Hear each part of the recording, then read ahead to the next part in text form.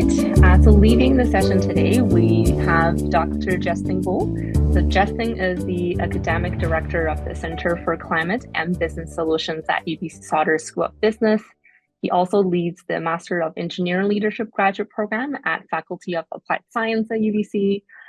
So he teaches extensively on sustainability, innovation, and strategy with a focus on graduate learners. He's a moderator for the CDL, which is Creative Destruction Lab, Vancouver Climate Stream, and serves on a variety of nonprofit and Indigenous Economic Development board. And in addition to Justin, there's also myself. I'm the manager for recruitment and admissions at UBC Sauder. So I have probably met some of you during the sessions before, either coffee chats or group advising. So I'm very glad to see that you're back here again for more information about our programs. Okay, so just the simple agenda for today's session. We're just going to go over some of the program overview in case that some of you might be new to our events. You want to know some more info about our program, and we'll go into the climate track info that's led by Dr. Justin Bull, and then we'll go into the question and answer section. All right, so for those of you who are new to UBC Sauder, so within Canada, UBC has been ranked #1 best business program constantly, actually 7 years in a row. So globally, UBC is also ranked, 38 in the QS ranking 2025. So according to the newest QS ranking this year with 1,503 schools in the race. So UBC also has over 49,000 alumni in over 98 countries. It's a very large business network connections, and we also are a diverse university where it welcomes students from all over the world. I'm sure in today's audience, we have people from every corner of the world as well. As a city, so for those of you who have been to Vancouver before, I think you could agree with me that it is quite a unique place, and our programs are offered right in the heart of Vancouver. So as a city, Vancouver has constantly been ranked one of the most livable cities because of the temperate climate, and we're also surrounded by mountains, the ocean. So you have the ocean with beaches just minutes away from the Sauder building, and also the mountains are also close to the campus as well. So basically in the city, you could ski in the winter, hike in the summer, and I believe there aren't many places in the world where you can ski on the top of the mountain in the morning and just walk along the beach within a 20 minutes drive. So it's a very unique place. And it is also home to a lot of startups and also tech companies, some companies such as Hootsuite, Lululemon, and also home to a lot of large and global firms such as McKinsey, Microsoft, SAP, Amazon, Disney, and more. So basically, it is a great place to live. It is very multicultural. It has a lot of festivals and celebrations throughout the year, and also a lot of cuisines from different places. So as a university and also as a city, we really very value sustainability, and also you will see that from across the city through our architecture and green spaces, but also the concept that are interwoven throughout our curriculum as well, which we'll get into a little bit more detail just in a moment. If you do wonder about our curriculum, so the full-time MBA does have the entire program is 16 months. So you can see that you start the program every August, and the 16 months does have a 4 months internship part that's built into the curriculum. So basically in September, you will start the program with foundation courses in general management. And as you progress through the courses, you engage in integrated case learning, a core method used throughout the program. So the first fall semester will end with the local consulting project, which is going to provide a strategic opportunity to build your resume. And after the Christmas break, you begin your career tracks. So we do have 6 designed career tracks actually. So we'll get into that in just a moment. After the career tracks, after the semester of the career track courses in February and March, you will undertake an international consulting project and global immersion experience. And basically, you'll spend about 6 weeks preparing before you travel abroad to visit the site, meet management, and pitch your solutions. And also, this project will offer you a unique opportunity to build your resume with local and international consulting experience. And then after that, you will continue with your next semester with electives or courses. And also after your summer experience of the internship, you will end the program with a capstone project. So these are the career tracks that we offer at the moment. And today we will be focusing on the climate track. But you do have a chance to, join more events. We do have a certain event for each of the career track. And the sixth track that I was mentioning is actually custom. So you do get to pick and choose the courses that you are interested in and build your own customized track. All right. In terms of global immersion, our students will have the opportunity to choose from destinations such as Chile, Cape Town, Singapore, and this part of the program is actually mandatory, and it allows you to expand your network and gain a global perspective. So for example, if you're interested in natural resources, you might choose Chile, and if innovation and finance interests you, you could select Singapore to travel to. And before you start the consulting project, you will be informed about the available countries and companies, and you will also have 4 choices. So you will rank your choices from 1 to 4, and then we strive to match you with your top choices for everybody. In terms of your summer experience, so basically you will have the chance to either do an internship or entrepreneur project or industry project in the summer semester. So majority of the students will opt for a paid internship, which lasts for 4 months and typically offers an average salary around 4,700 per month, industry standard salary. And some students might choose to launch a new business idea or working on a research project. So after the summer, after the 4 months is done, you will continue with more elective courses. And you will also have the option to participate in the international exchange program as well. And just another resource that our students have. So UBC is part of this network, which is called Global Network of Advanced Management. And UBC is the only Canadian member that's part of this network. So basically, it means that this network is led by Yale School of Management, and it's with 32 leading business schools globally. So as an MBA student, you will have the chance to take courses from some of the member schools from the same network. And courses would be virtual with small network online courses, or in person in one of the 32 business schools. So it's optional for you, but you will be able to get credits for the courses that you take from the network. On top of the global immersion experience and the GNAM courses, there's also, towards the end of the studies, you'll have an option to choose international exchange. So this is different from the GIE and the GNAM that we talked about earlier.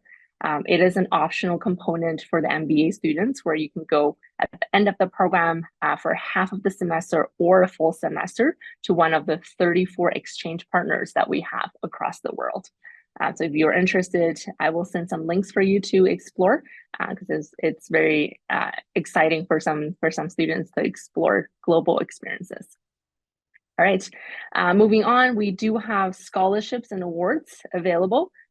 So if you are, in the process of applying, make sure that you look at our scholarship page. We do have regional scholarships and also general scholarships. So there's quite a few different categories. And all the applicants will automatically be considered for the scholarships. You don't have to submit a separate application. So make sure you put all your efforts in your application. Make sure your essay questions are good. Make sure your references will say good things about you.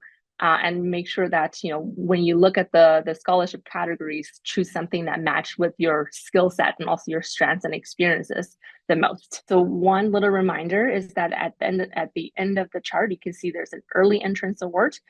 So this one is basically for anybody who submit your application, and the application has to be complete before September 3rd. You will automatically get the $1,500 if you do get admitted to UBC. So this is something that you have to watch out for because it's coming up very soon. And if you do wonder about admissions requirements, everything is listed on our website. Make sure you go through them, and we'll also, answer your questions for admissions at the end of the session if you do have some.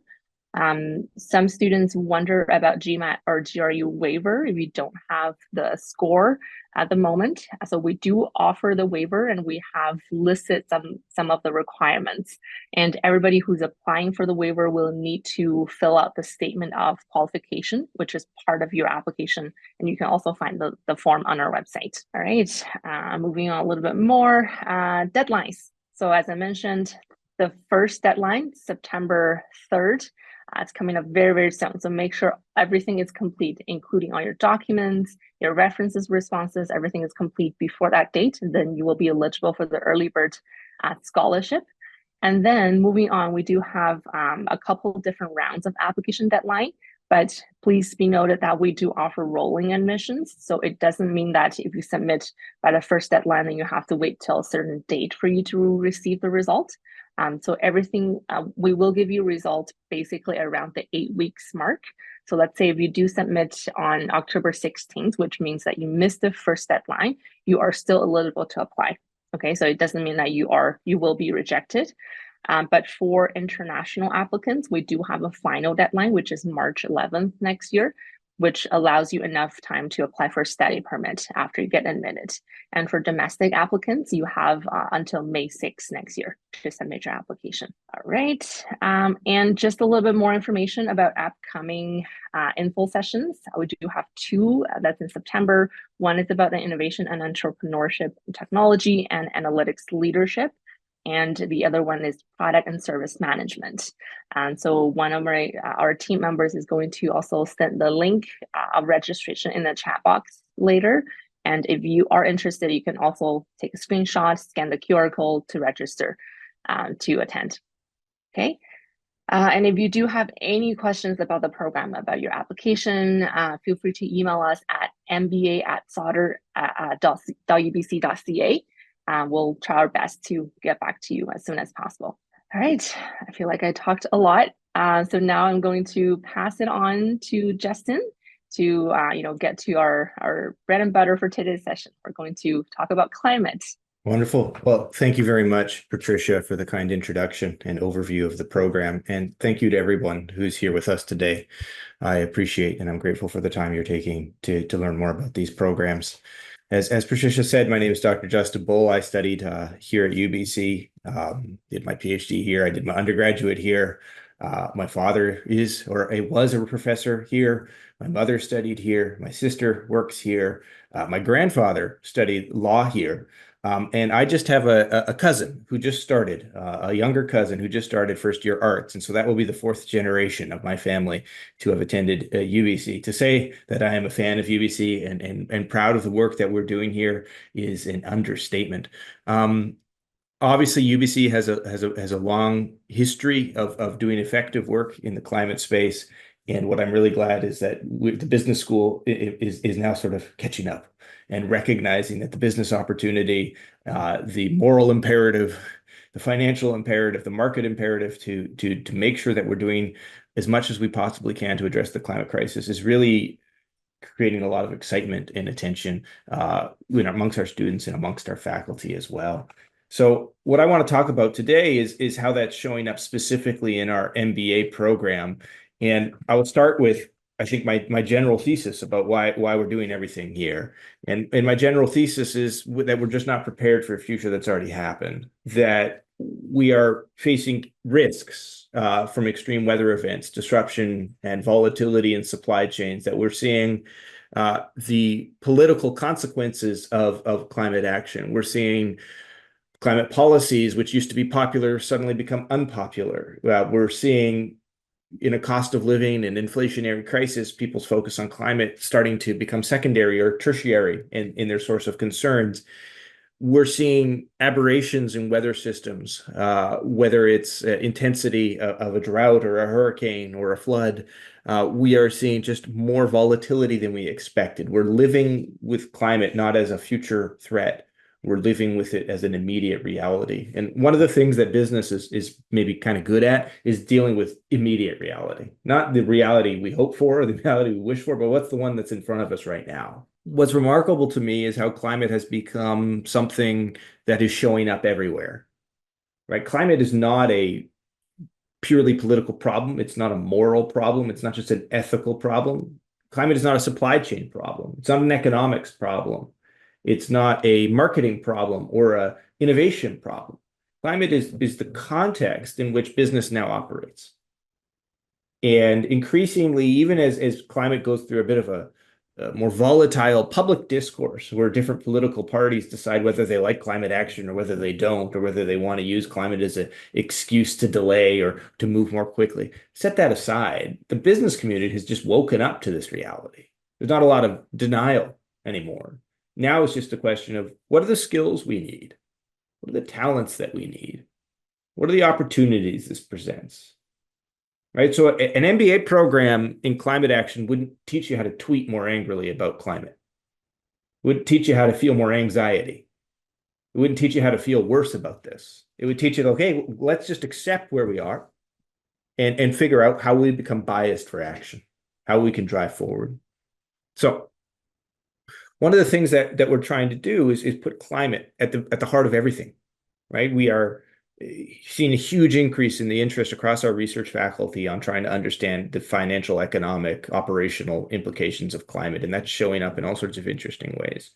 But we're also seeing a huge interest in how climate has become a place for us to engage with industry, right? We're increasingly having workshops and seminars and events at UBC Sauder where the real estate industry or the carbon dioxide removal industry or the insurance industry or the consumer products goods industry is all coming to campus and saying, hey, help us understand this problem, right? How does this change the logic of our industry? How do we behave differently? And then obviously from my perspective, there's the teaching element. And so I've been teaching here at UBC Sauder now for almost 8 years. And when I started off, I was somewhat of a lonely voice teaching courses on climate. And now suddenly there's a whole team of people around me who know a heck of a lot more about the subject than I do, right? Who are experts in their domain, who are industry practitioners, who are people who really want to drive things forward. And so what we want to do is graduate students who are prepared to be future climate leaders. And in my view, you're gonna know why you're doing this, right? You have your why. You figured that out, right? You don't need inspiration from me, right? You recognize that there's an imbalance and we need to address it. That's not the problem.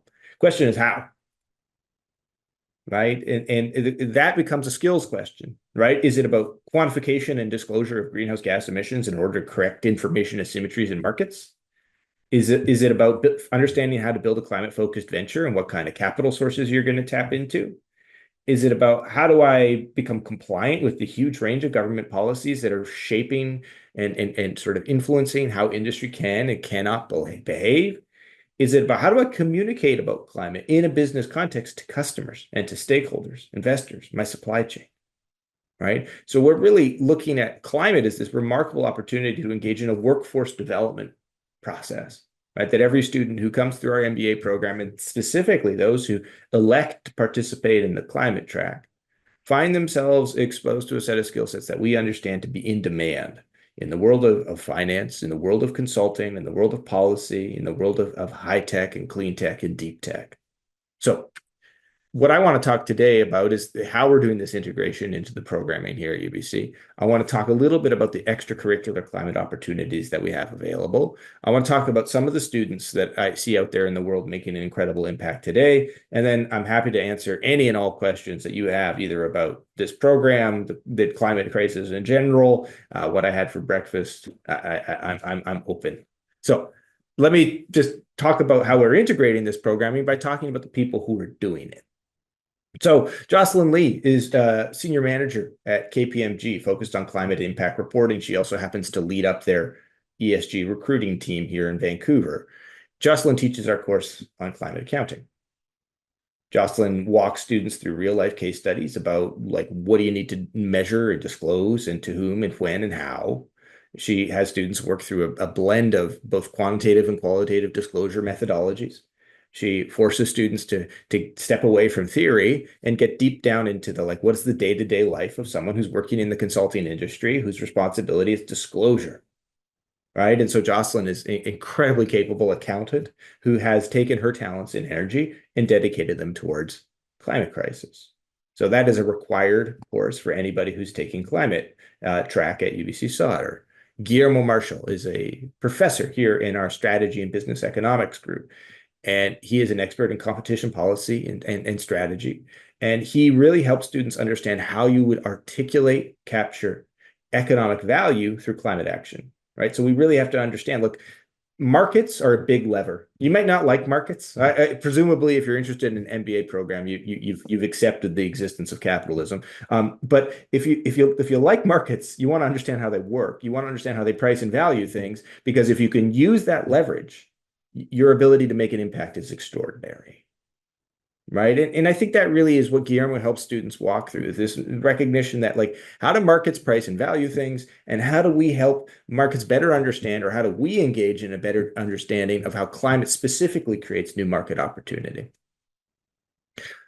Mariam Gol-Naragi is someone who's just joining our faculty as an adjunct professor this upcoming fall.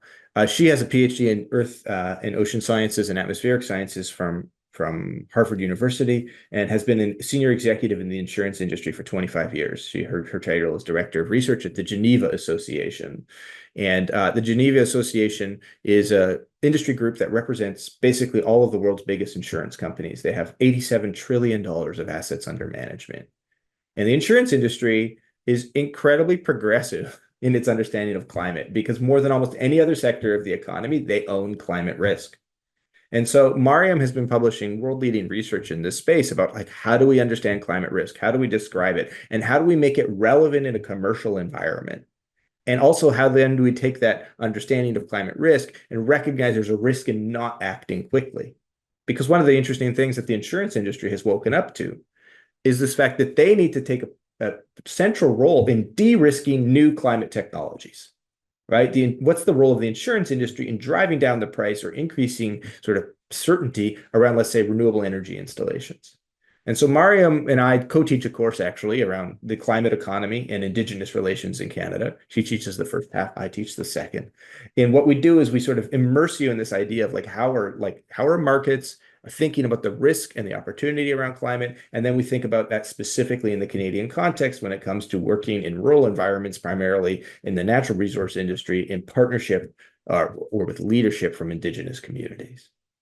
And then finally, you get to work with Daryl Kopke. Patricia mentioned earlier the Creative Destruction Lab, the CDL. Daryl is the executive director of that program, which is a venture incubator and a scale-up program, essentially, where they take high impact, high profile ventures and they give them good advice in terms of how you fit your product to a market. And students in our climate track get the opportunity to be assigned specifically to a climate venture, right? Where you are working with the founders, you are working with their team to understand what are the market opportunities. And so you're working, frankly, long hours, odd hours, across time zones with a venture who is rapidly trying to make progress in terms of scaling their impact. And so that's an opportunity to really think about climate through an innovation lens. So here you can see the kind of different angles. There's a compliance and disclosure angle. There is a markets and values angle. There's a finance and risk angle.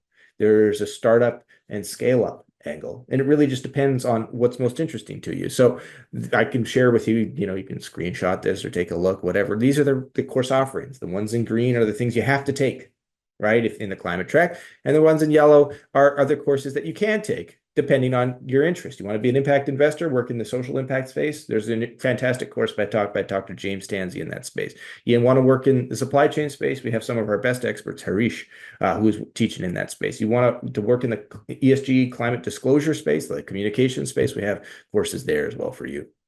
The other good news is that all of the programs that we collaborate with, those 34 exchange universities that were mentioned earlier, as well as GNAM, they have courses on climate that you can take, they get to count towards your climate track. So recently we had a fantastic student who is really interested in climate, who spent the entire fall in Copenhagen at their business school, which is perhaps the world's leading business school when it comes to climate curriculum. And she spent, 4 months just deep in the weeds on how do business schools think about and talk about, communicate on climate action. So the other thing that I think is worth spending some time talking about is this UBC Sauder Center for Climate Business Solutions. And now this is something that is like 12 months old, but our ambitions are enormous. And we hired a woman, Kukai Chai Mahawang, who's the executive director of this center. And Kukai is actually an MBA grad from 8 years ago, who has made an incredible impact in the world of venture capital, social impact, private equity, venture creation in Canada. And we were very lucky to be able to recruit her back to UBC to help support some of our climate efforts.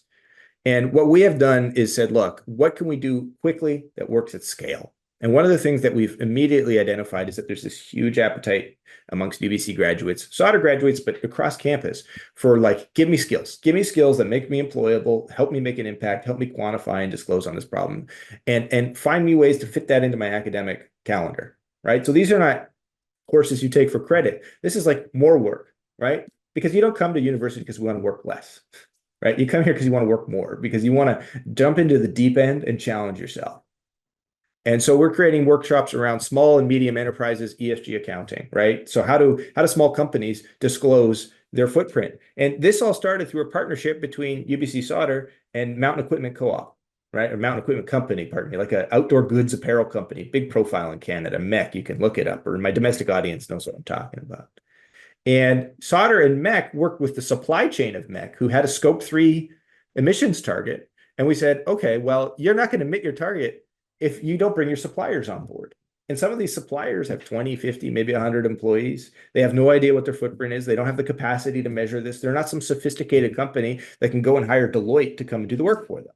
And so, boom, we launch an ESG accounting clinic where students are partnered with companies under faculty guidance to go and work for a company to help disclose and improve their environmental footprint. We partnered with UBC Forestry, a professor there who's an expert in life cycle accounting. They came in and ran a workshop over the weekend, a 3-day event where students became sort of immersed in the process of understanding life cycle accounting, or LCA, right? And LCA is like not just a climate issue, but it's water, it's biodiversity, it's materials, it's hazardous goods, it's everything associated with the production of things. And we recognize that students need to have a really rigorous understanding of the science of stuff. Like, where's the footprint coming from, right? You think a paper bag is better than plastic? Why? Prove it. How are you measuring that? Is that a feeling? Is that an intuition? Or is that something you can prove? And we recognize that if we're going to make meaningful climate action, it better be rooted in really good really good science. Some of the upcoming workshops that we're launching around project finance, right? So what if climate action is a building boom? Right? In the Canadian context, climate action is a building boom, building of renewable energy infrastructure, building of, let's say, transmission lines, wind, solar, pumped hydroelectric storage, geothermal energy infrastructure, long-term battery storage infrastructure. How are we going to finance all of this? How are we going to finance durable carbon dioxide removal projects? It's just a project finance problem, right? Connecting the logic of a project with capital markets. And so we have someone who's a partner at one of the big 4 firms who's going to come in and teach project finance for climate action to our students. And again, we want this to be available to everybody. So yes, we're making it available to MBA students, but we're saying to anybody who wants to come and learn about how you finance climate infrastructure, come take this course, right? And it adds on top of everything else you're doing. And then finally, we're looking at carbon markets because we have so much expertise in the carbon market space. Here at UBC Sauder, we have a lot of sort of long tenured faculty who understand, even created and ran ventures in this space. The other exciting thing that the Center for Climate Business Solutions has done is it's hired MBA students. I think there's two of them that were working this summer, right? Working on projects around critical minerals and mineral exploration, working around projects around real estate development and how do we accelerate the path to net zero for urban environments, obviously a very relevant issue here in Vancouver. And then alongside of that, basically, Kukai is a commensurate organizer, and we have seminars, events, conferences, everything happening all the time so that our students are able to sit at this intersection of climate action and business action to better understand the opportunity. Now, I would be remiss if I didn't speak about CDL a little more because it's something that I just find so exciting. Where a venture applies, there's a very tough application process. We let in about 20 per year into climate, 20 per year into minerals, which is a new stream that's focused on both minerals and metals, basically the mining industry. And I happen to be the moderator. That's the person in the front of the room running the show for both of these. And I've seen dozens of ventures now get support, get finance, go to market, get awards, recognition, scale up, hire. And what's remarkable is that cumulatively, companies that have come through CDL Vancouver have now created over $5 billion in equity. Now, not all of that is in climate and minerals. There's a health stream, there's a biomedical engineering stream, there's a compute stream. But climate and minerals, from my point of view, are where the momentum is. It's where the business play is going.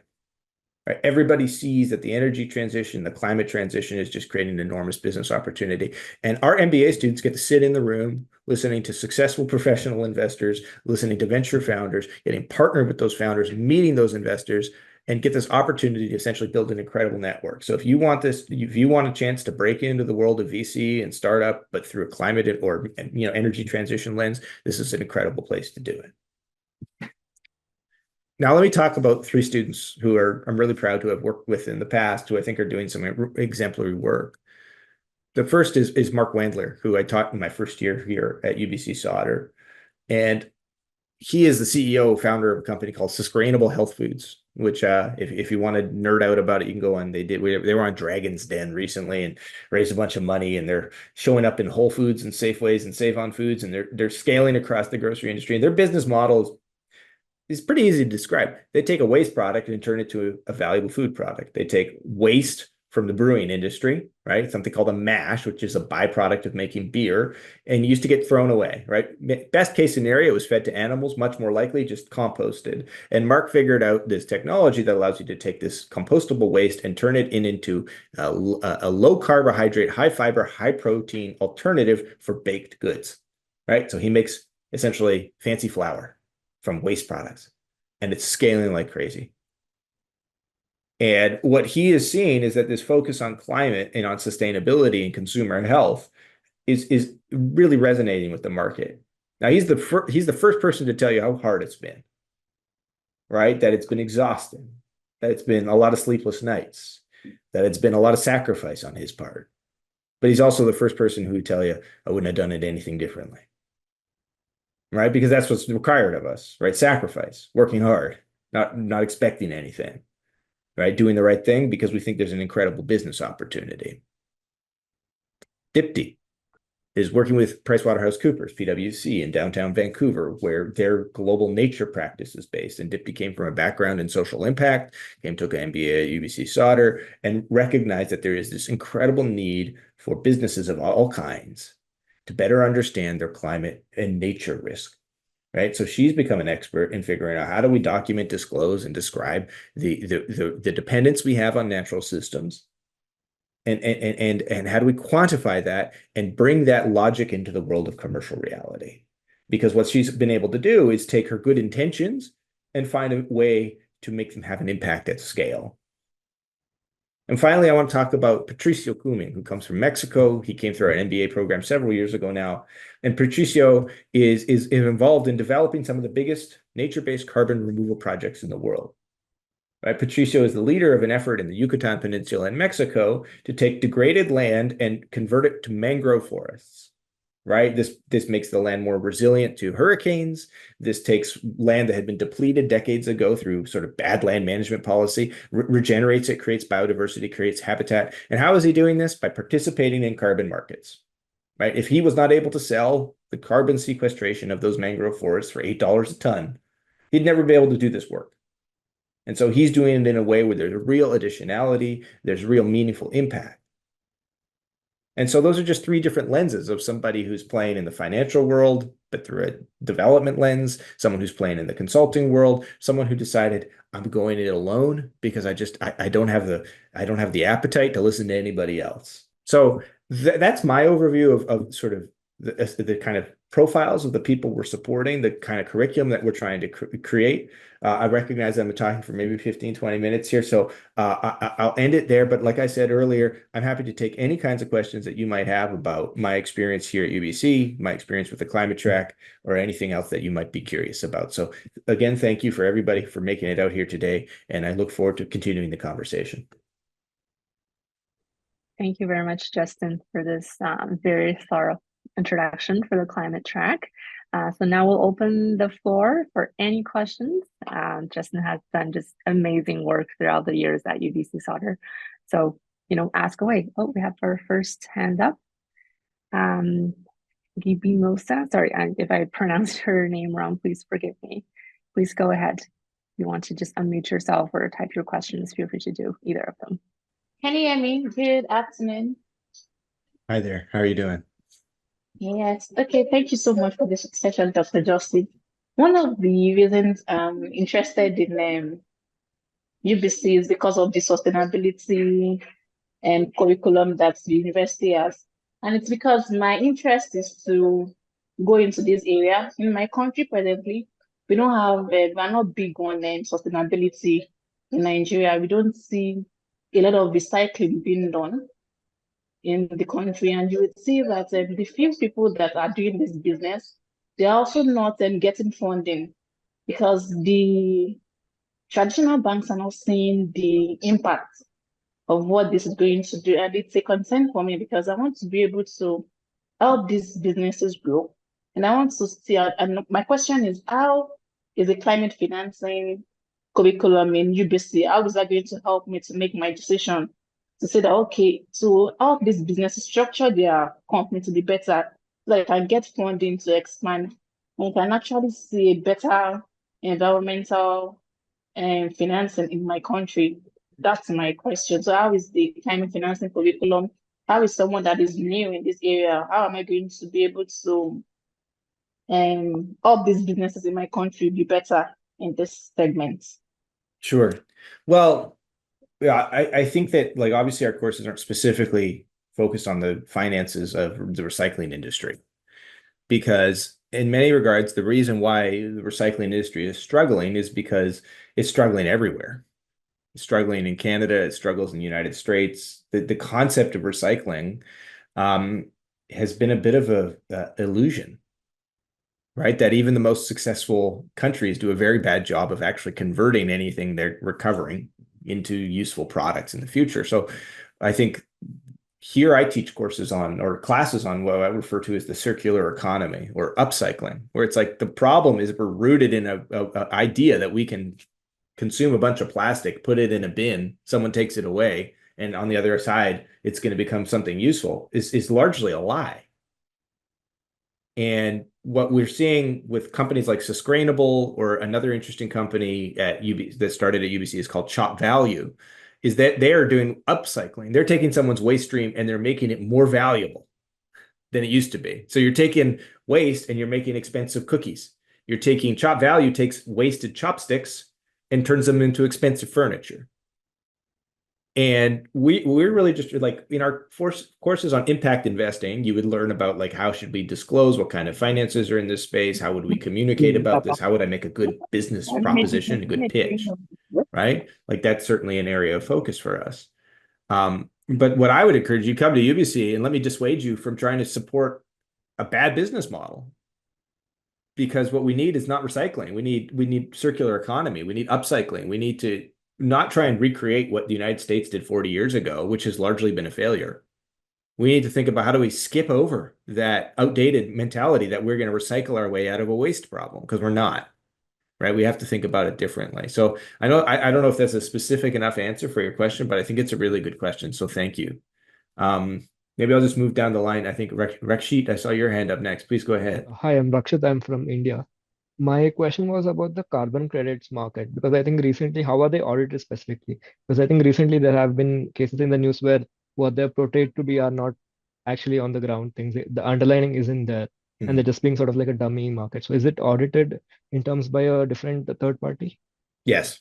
So I think that a lot of the coverage in the last 12, 24 months of carbon markets in the news has been rather disingenuous. Yes, there has been low quality carbon credits put out there, but there's also very high quality carbon credits that are put out there. And there are standards and verifiers and audit mechanisms. And have those always worked? No, they've not. But there's been all sorts of fraud in financial markets too. That didn't mean we threw out the world of finance. Like the question that I always pose to skeptics of carbon markets was like, okay, this is fine. These are great points. There has been bad behavior. We can think about ways to remedy this. But please tell me, what better mechanism have you discovered for valuing nature? How do you think we can transfer tens of billions of dollars of capital to developing countries to protect their natural assets? Because we're not going to turn it all into a park.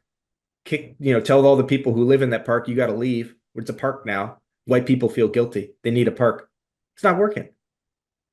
Right. And what carbon markets do is it values nature. And if we can't figure out how to value carbon, how are we going to value water? How are we going to value biodiversity?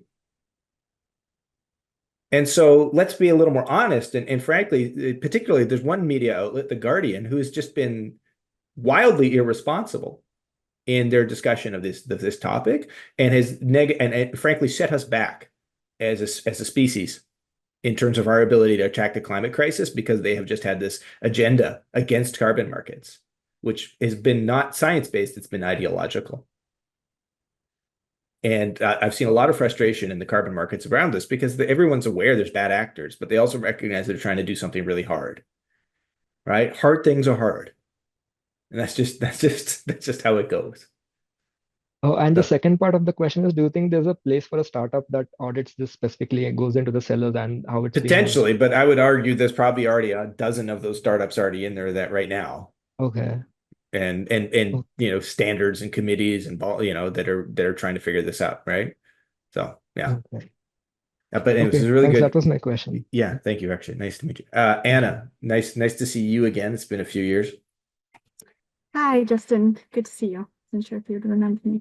Um, but yeah, I just had a question about the program. So, you mentioned nature a few times, and I mean, we're quite aware that the nature biodiversity crisis is super linked with the climate crisis, but I was just wondering how the program kind of grapples with those two poly crises. If I could share Yeah. that. So there's a certain pragmatism that we've taken, because you can imagine 24 months ago when we started to okay, how should we position this, right? How do we give a focus to an MBA program? And yes, there's a poly crisis of nature and water and climate. And I know you're coming from more science and conservation background, so you see this.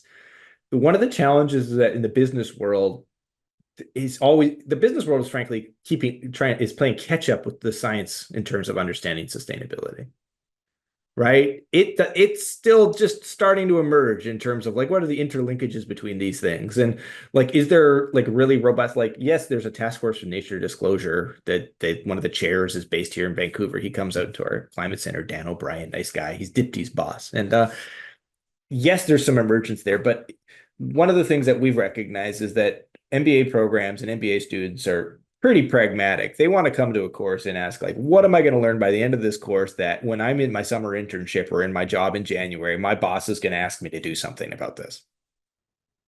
And so we very specifically said, this is not the Sustainable Development Goal Project, climate track, or you know what I mean? We narrowed in because climate has a certain discrete logic, which at least in the business world, there's how climate science is unfolding and climate policy and climate politics. But in the world of business, there's this notion of look, there's a bunch of governments telling us this is what we have to disclose and how are we going to disclose it? And there's a bunch of investors who want to invest in the energy transition and how are we going to get their capital? And there's a lot of customers who want to do things that are better for the climate. And how do we create ventures aligned with their interests? And if in 24 months from now, the business world has solved that and now is asking for us to talk about biodiversity, we'll go to that space. But for now, the programming and curriculum that we are conjured up, it's not that we're deliberately trying to ignore the existence of a polycrisis, is that we're saying one of the things one of the challenges of the whole idea of polycrisis is if you want to solve a problem, it's a good idea not to make a hard problem harder. Right? It's if you want to solve for justice and equality and international development and water and health and food and climate all at the same time, you're just making a hard problem harder. And my view is let's just focus in on how do we get capital to fund projects that remove CO2 or abate CO2 or better price climate risk. And if everybody just picked the lane and was really interested in making an impact in that particular lane, that might be the best way to solve the poly crisis, as opposed to thinking about how do I solve all of them at once, right? Because that tends to just lead to some kind of paralysis by analysis. So I maybe that's not the answer you're looking for, Anna, but that's just kind of how, Yeah. Maybe I've become Okay. embittered by my time in commerce. I don't know. Yeah, that makes sense. And then just one question that you actually kind of answered in that previous answer. How does the program kind of like grapple or engage with emerging economies in low and middle income countries and like different political economies? And then relatedly, like, is there any link to climate justice? So I would argue that the best way, well, there's three ways that happens. It emerges organically through the dynamic of the cohort, like who you're with, right? It tends to be folks who are coming from a background and a perspective from lower emerging economies, and sometimes it might challenge our conceptions about what their priorities and values are. And I find that always really interesting. Second is obviously, as Patricia mentioned, the global immersion. Chile, South Africa would both qualify as countries with evolving political economies, and your opportunity to go and work there and live there and consult for companies on the ground, I think, sort of exposes you to that reality. And then the third is through the exchange program, which is specifically for domestic students, is such a no-brainer. Take your last term somewhere else. Go somewhere that's uncomfortable. Don't go somewhere fun. Go somewhere interesting that challenges you, and see how they're talking about things in that perspective. And I think that's how these issues come up. Like, we don't have a course on climate justice. There is lots of programming at UBC, but like there's this, we very deliberately, when we created a Center for Climate and Business Solutions, we recognized there was also a Center for Climate Justice at UBC, and we're like, that's going to be their lane, right? And that's great. And they're thinking about this philosophically and from a policy perspective and from an advocacy perspective. I want to think about how many students a year can I get employed in jobs in big companies who are going to have real leverage over the decisions those companies make. Because that, in my view, is going to actually just reduce, like, is it perfect? No, right? Is there contradiction and hypocrisy? And like, are we wrapped up in yeah, of course. By the way, but like, I don't have time to solve that. I need to try and drive down GHG emissions as quickly as I can. Winnie asked a good question in chat about the PMBA program. So Winnie, we're evaluating a couple of elective courses right now about which ones might fit into the PMBA program, because we're developing this content for the FT-MBA first and then for the PMBA second. And so there's a couple of courses that we think we're going to introduce into the PMBA program. I know that's an active conversation right now. All of the programming offered by the Center for Climate and Business Solutions, the non-credit programming, is available to PMBA students. And we had many PMBAs take the LCA clinic and the SME ESG clinic this past summer. And then I also happen to be the lead instructor for Residency 3, which is the capstone residency for the PMBA program. And that's a 10-day experience where we do a deep dive into the energy transition and climate action. And so a lot of this content shows up in that space as well. But that's a great question. Thank you, Yuri, and everybody supporting that question. Yeah, Yukari, I don't know if I'm pronouncing that correctly. Please correct me. You're pronouncing that correctly. Thank you very much. Quick question about the curriculum itself. I'm curious, personally coming from mining and accounting background, I'm having to face this climate obligations in reporting and all that pretty much every day. And just curious, in terms of UBC Sauder's curriculum, while climate issue being a global issue, like would there be any, like, I guess, local focus in terms of accounting standard, or laws and regulations, and obviously focus on indigenous networking. The support. Would that be a little more focused towards Canadian standard 100%. and like practices? Yeah. Okay. So Jocelyn Lee's course on ESG and climate accounting reporting is large because, look, we track the journeys of our alum, and domestic students tend to stay domestic and international students tend to become domestic. And we want to prepare them for the market they're going to work in. And so when we teach you, there's 2 courses on fundamentals of accounting that everybody has to take. You're going to learn basic, but if you're already an accountant, those are easy. You get a great grade and you'll have a hard time in 2-part negotiations or whatever. Everyone has a course they're great at and a course they're terrible at. And that's just how it goes. But in terms of the ESG and climate accounting course, yes, it's a focus on Canadian disclosure standards. The workshops, SME ESG disclosure, that's focused on Canadian issues. The course I teach on Indigenous relations is oftentimes project-based. Like last year, we partnered directly with an Indigenous community to work through their climate strategy and develop proposals that the students ended up presenting to the economic development leadership team of the nation. And so it was a real case in partnership with Collier's project leaders to figure out like the climate problems for a nation, and not from a adaptation and resilience perspective. The nation was actually just saying, where should we invest? Where's the business opportunity? Where's the play? Like that's what they're like.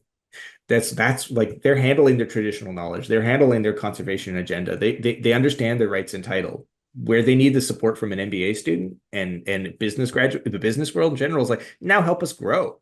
That's climate justice, right? That's moving forward, is help us like meet our society, human needs, our education, our needs for health, water, clean, all of these things. Like and a lot of that comes from own source revenue. Like, how do we create businesses? How do we participate in the economy?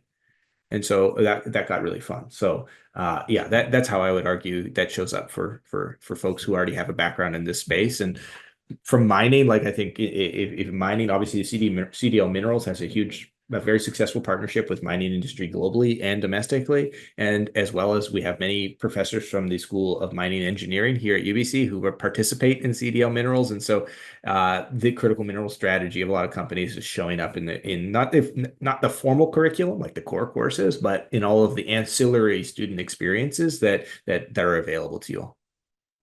Sounds great. Thank you very much. Excellent. Well, I think we've just got about 5 minutes left here. So maybe I'll hand it back to Patricia if there's any other final words or wisdom that you want to share with our students here. Yeah, thank you very much, Justin. I guess we'll give 1 more minute for any more questions. Feel free to unmute or just type it in the chat box. And just want to send you the link for our upcoming events. We do have quite a few coming.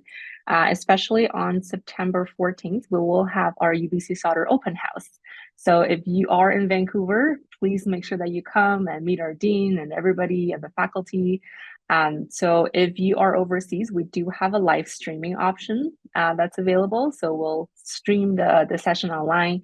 If you just click on the link that I just sent in the chat box, there's a couple pages. If you just go to the second page, the open house name is called Experience Life at UBC Sauder. So there are two. One is for in-person, one is for live stream.